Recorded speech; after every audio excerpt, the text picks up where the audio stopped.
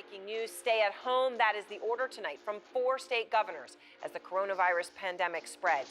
New York, California, Illinois, and Connecticut all ordering non-essential employees to stay home. Those orders cover 75 million people across the United States. They say that they agree that, for example, school closures and household isolation could be effective when it's kept in place for a long period. And now we come to point 4, and this is where what I think is really important. Here, they say that these measures, to be effective, would need to be in place for at least most of a year. These are not helpful hints. This is not if you really want to be a great citizen. These are legal provisions. They will be enforced. There will be a civil fine and mandatory closure for any business that is not in compliance. We are collectively telling cafes, pubs, bars and restaurants to close tonight as soon as they reasonably can and not to open tomorrow. We're also telling nightclubs, theatres, cinemas, gyms and leisure centres to close on the same timescale. The thing is, I'm afraid today, for now, at least physically, we need to keep people apart. And I want to stress that we will review the situation each month to see if we can relax any of these measures. We're hearing a further 39 people who tested positive for coronavirus in England have died. That brings the total number of confirmed reported deaths in England to 167. Some people have described COVID as being like the flu. It really isn't. Not the way we are seeing it. The unwell people are seriously unwell. We are getting people coming in with full-blown, really nasty pneumonia. Healthcare officials are extremely concerned about the grave public health consequences of mass, uncontrolled cross-border movement. But during a global pandemic, they threaten to create a perfect storm that would spread the infection to our border agents, migrants, and to the public at large. Left unchecked, this would cripple our immigration system, overwhelm our healthcare system, and severely damage our national security. We're not going to let that happen.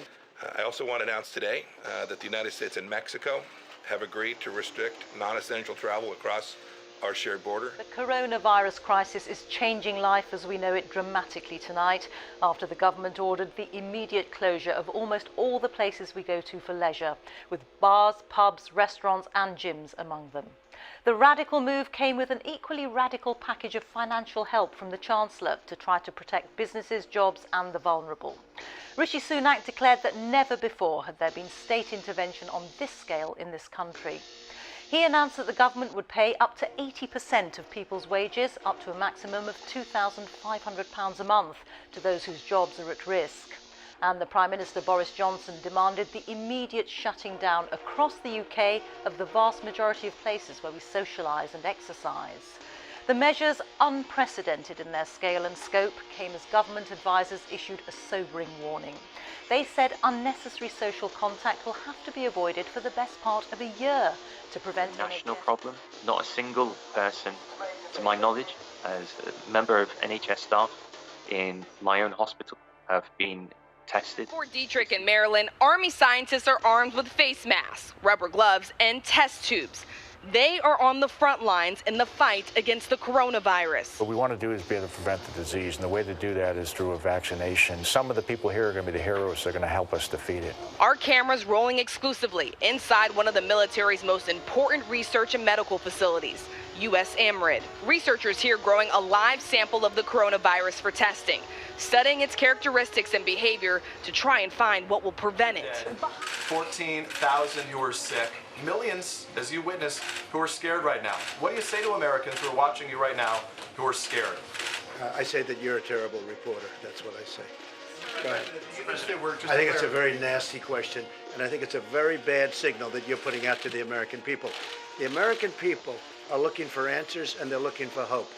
And you're doing sensationalism And the same with NBC and Comcast. I don't call it Comcast, I call it Concast. Let me just, for whom you work, let me just tell you something. That's really bad reporting. And you ought to get back to reporting instead of sensationalism. Let's see if it works.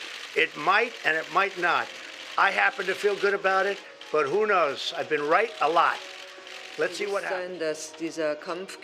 We're all aware that the fight against coronavirus is a marathon. In the end, it will come down to being able to provide and maintain resources. That'll be a task for the German army in particular. Hard truth, and it makes for difficult listening. Have you ever seen anything like this before? 30 years as a medical practitioner and 10 years as a consultant. No, I've never seen anything like this ever. Massive surge in Amazon orders for grocery items, cleaning products, and basic staples. To keep up, the company announced it is hiring 100,000 new distribution workers. But the company itself, of course, is not immune from the coronavirus either. Amazon is temporarily closing a New York delivery station after one of its workers tested positive for the virus. Just days away from starting my radiation therapy when I got a call this week that it was being delayed. Luckily for me, it's just a short delay for now, but that's not the case for so many others. Coronavirus are a cough, a temperature, in other words, a fever, and probably shortness of breath. Some people also experience fatigue and joint pain, as they do with flu. It's not like an ordinary cold, where you get a runny nose and sneezing and mucus. Intensive care units are overwhelmed in Italy. There have been more than 600 deaths there in the past 24 hours alone. The only way to avoid that here, say government scientists, is to keep our strict social distancing controls in place for at least 6 of the next 12 months. Pneumonia. COVID-19 is a respiratory disease, meaning it starts and typically ends in the lungs. Infected lungs fill with fluid, making it difficult to breathe, so oxygen can't get to the rest of the body, which can lead to death. Sepsis. The fight between the virus and the immune system may cause collateral damage throughout the body. Sepsis occurs when your body essentially overreacts to an infection. This out-of-control immune response can cause more damage than good and ultimately end in organ failure and death. The young people who are in the bubble don't really understand that they're a huge problem because they don't know they're sick.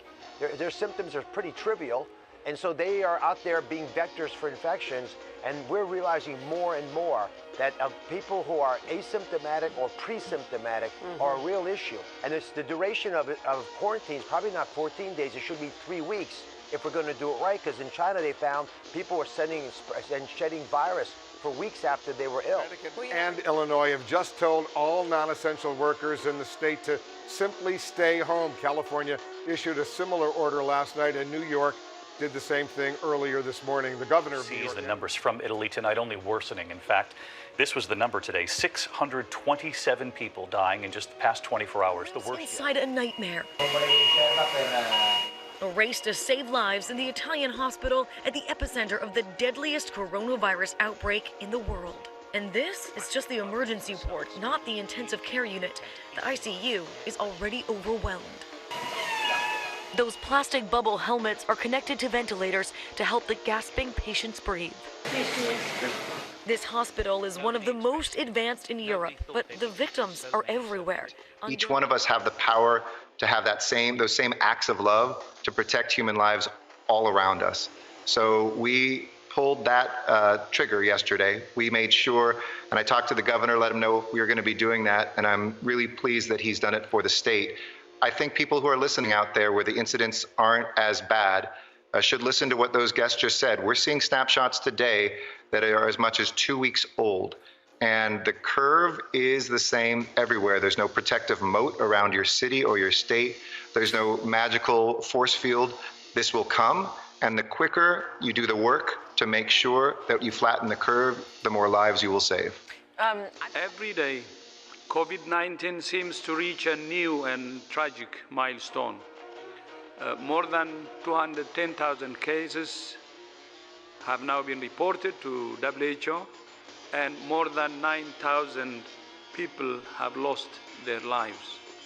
Breaking tonight, we have just learned a member of Vice President Mike Pence's staff has tested positive for the coronavirus. A statement just released says neither the president nor the vice president had close contact with this individual. However, they are saying that this person did test positive, don't have a name as of yet. Tonight, schools across the country empty. The rush to contain COVID-19 giving millions of parents a brand new job. A coronavirus quarantine, so we are just held up in the house. It'll be a few challenging weeks, I'm sure. Nationwide, 45 states have shut down schools entirely. More than 52 million students now forced to learn from home. Downgrading to less sharp images. Netflix chief Reed Hastings agreed to act Thursday after an appeal from the European Commission. It's concerned that the region's internet could face gridlock if everyone tries to watch HD videos at home. HMRC for a grant to cover most of the wages of people who are not working but are furloughed and kept on payroll rather than being laid off. Government grants will cover 80% of the salary of retained workers, up to a total of £2,500 a month.